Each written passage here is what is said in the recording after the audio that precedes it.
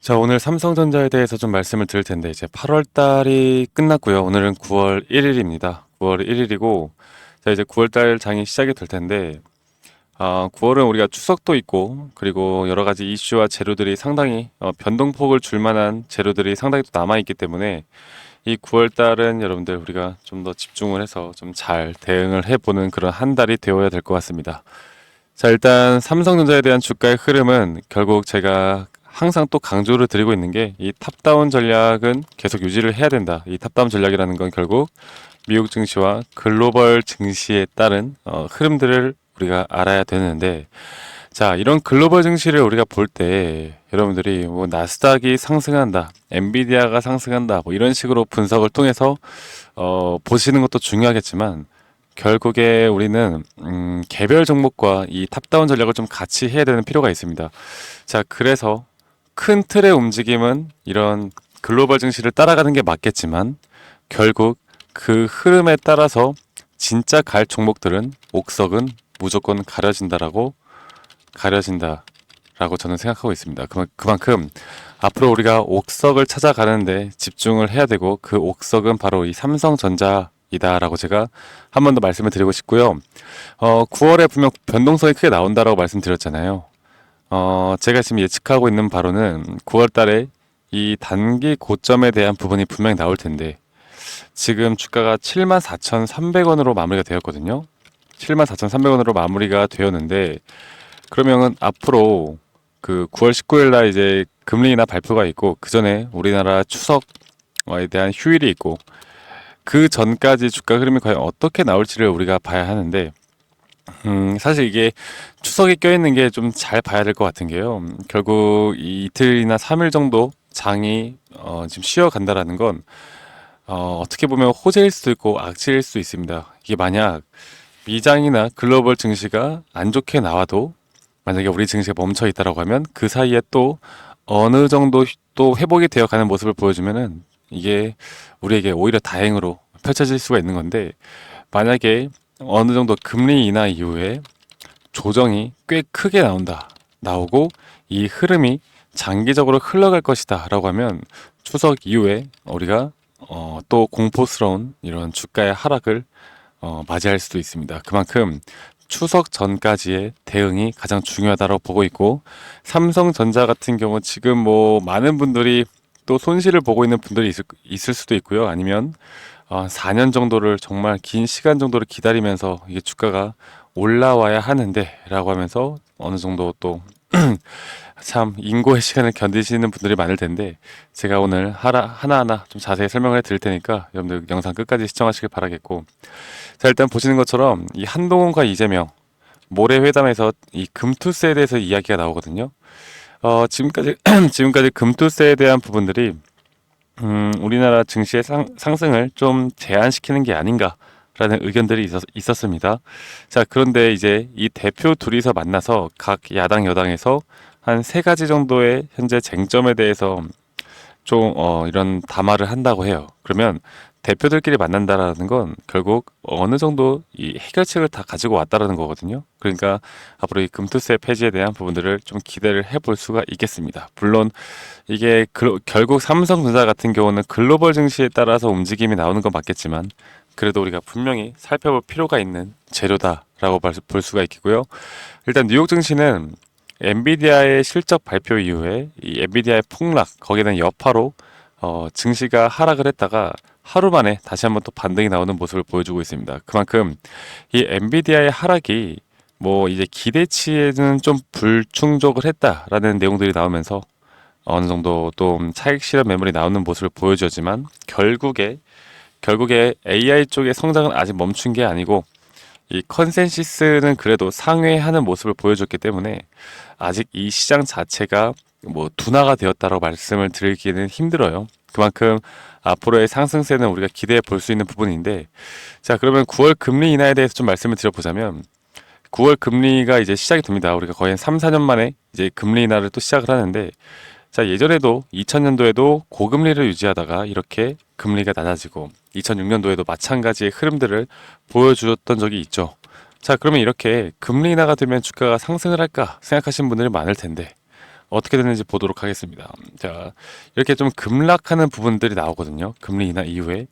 자, 그러면 저는 계속해서 우리 구독자분들에게 말씀을 드리고 있는 게 금리 인하 이후에 만약 역사적으로 이런 반복되는 흐름들이 계속되어 간다. 그러니까 지수가 또 하락한다라는 가정하에 우리는 이거를 어떻게 이용을 해야 될까를 생각을 해야 된다. 이게 좀 어떻게 보면 개별 종목들보다 시장 상황에 대한 예측이 좀 더 쉽게 해 나갈 수가 있습니다. 왜냐면 시장 상황은 역사는 계속해서 반복이 되어 가기 때문에 우리가 이런 것들을 좀 알아야 하는데, 자, 역사적으로 반복되는 흐름들에 따라서 지수가 하락을 할 것이다라고 우리가 지금 알았어요. 알았으면 여러분들 가만히 있어야 되겠어요? 가만히 있으면 안 되죠.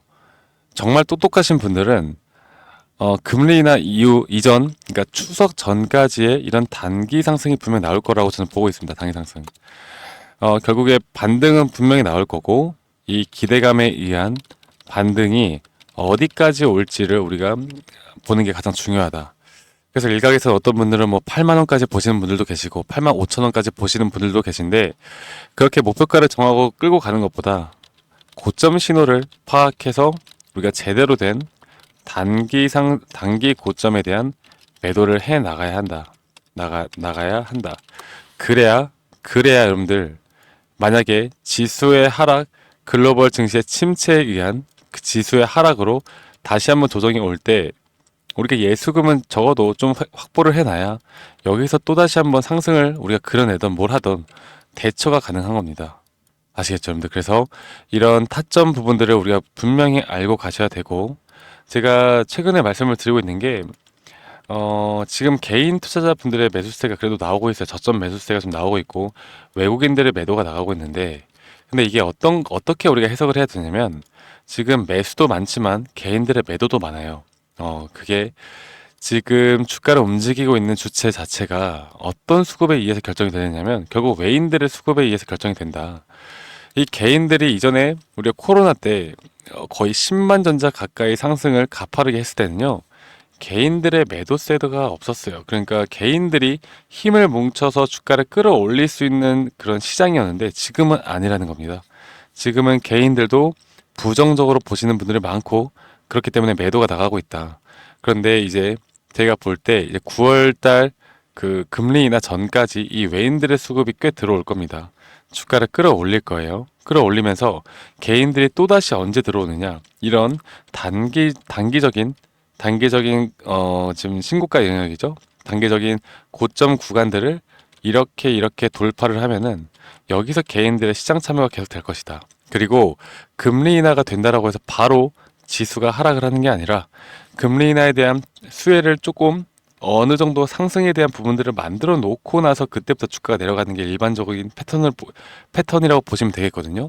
그래서 이런 부분들을 우리가 종합적으로 판단을 해 봤을 때 9월달 첫째 주, 둘째 주까지는 우리가 단기 고점에 대한 고점 신호를 파악하는 게 가장 중요한 시기다라고 제가 한 번 더 말씀을 드리겠습니다. 아시겠죠, 여러분들? 그래서 이 고점 신호라는 건 결국 우리가 어떻게 판단을 해야 되는지, 여러 가지를 봐야겠지만 결국 시장 상황을 판단을 하는 게 가장 중요하겠고요. 그리고 또 뭐가 있어요? 수급의 주체. 이 사실 연결되는 거긴 한데, 이런 부분들을 하나하나 좀 판단해 나가면서 이 고점 신호를 파악을 해야 앞으로 여러분들의 계좌의 수익을 분명히 지켜내거나 앞으로 기대될 수 있는 수익들을 더 만들어낼 수 있다라고 제가 한 번 더 좀 강조를 드리겠습니다. 아시겠죠, 여러분들? 그래서 이런 타점이나 브리핑에 대해서 제가 여러분들과 함께 해 나갈 거고, 여러분들은 010-2011-9671로 저에게 삼성이라고 문자 한 통만 남기시면 되시겠고, 여러분들은 저에게 구독, 좋아요만 해주시면은, 필수로 해주시면은 제가 앞으로 이 삼성전자 추석 전까지의 흐름들, 거기에 대한 고점 신호, 그리고 그 뒤에 다시 한번 우리가 잡아나가는 타점들에 대해서 다 공유를 해드리도록 할게요. 아시겠죠, 여러분들? 지금은 삼성전자에 대해서 뭐 여러 가지 이야기들이 많이 나오고 있죠. 지금 뭐 여러 가지 또 뭐 MOU에 대한 부분들도 분명히 나오고 있고, 이 HBM에 대한 그 엔비디아 인증 부분에 대한 부분들도 지금 이야기가 나오고 있고, 디램에 대해서도 이야기가 나오고 있는데, 가장 중요하게 봐야 할 건 결국 글로벌 시장, 이 미국 시장, 그리고 금리 인하에 대한 부분, 그리고 우리나라 전반적인 시장 상황이 현재 글로벌 시장에 어떤 식으로 따라가는가를 종합적으로 좀 판단을 해야 됩니다. 그리고 결국 돈을 버는 건 내가 이 매도를 결정을 할 때, 이 타점에 대해서, 그리고 내 매도를 해야 손실이 나든 수익이 나든 뭐든 나오는 건데, 이걸 아무것도 안 하고 그냥 들고만 있는다라고 해서 여러분들이 수익이 늘어날 것이다 라고 생각하면 안 된다고 말씀을 드리겠어요. 결국 삼성전자 같은 경우도 주가가 더 내려가다 보면은 심리적으로 우리가 흔들릴 수밖에 없는 거고, 이 삼성전자를 그냥 무조건 올라간다 막 이런 식으로 생각하시는 분들이 많은데, 그렇게 해서 여러분들 우리가 뭐 정말 장기적으로 볼 때 수익이 날 수도 있겠죠. 그런데 여기서 대응 한번 딱 잘하면요, 여러분들이 기대하는 4, 5년치 기대 수익이 한두 달 만에 나올 수 있다는 걸 여러분들이 아셨으면 좋겠어요. 돈 버는 건 이렇게 버는 겁니다. 그냥 내가 무조건 올라가겠지라고 하면서 들고 있는 게 돈 버는 게 아니라는 걸 여러분들이 좀 아셨으면 좋겠습니다. 아시겠죠, 여러분들?